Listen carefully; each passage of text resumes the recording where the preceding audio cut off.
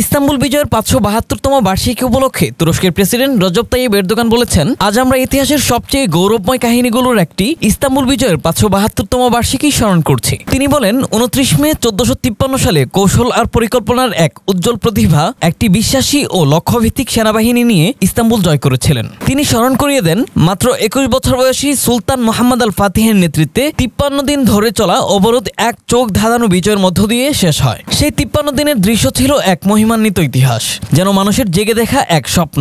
আজ ৫ শতাব্দীরও বেশি সময় পার হয়ে গেছে, তবু সেই স্মৃতি এখনো চোখে ভাসে। মরহুম ইয়াহিয়া কামাল উস্কুদার থেকে বিজয়ের সেই দৃশ্য ৫ শতাব্দী পরেও আমাদের হৃদয়ে এঁকে দিয়েছিলেন এক কবিতায়। এরদোগান বলেন, তিনি যুগ বদলে দিয়ে এই বিজয় জাতিকে উপহার দিয়েছিলেন। সেই সুলতান মোহাম্মদ আল ফাতিহ ও তার সাহসী সেনাবাহিনীকে আমি দোয়া ও কৃতজ্ঞতার সঙ্গে স্মরণ করছি। এই ৫৭২তম বার্ষিকী মোবারক হোক। আল্লাহ তাকে ও তার সেনাবাহিনীকে খুশি করুন। এরদোগান বলেন, ইস্তাম্বুল এর আগে ৪ বার উসমানী বাহিনী দ্বারা ঘেরা হয়েছিল, কিন্তু কোনোভাবেই তা দখল করা যায়নি। সুলতান মোহাম্মদ আল ফাতিহ যখন মাত্র ১৯ বছর বয়সে সিংহাসনে বসেন, তখনই তিনি নতুন পদ্ধতি, নতুন প্রযুক্তি এবং আধুনিক অস্ত্র নির্মাণে উদ্যোগী হন।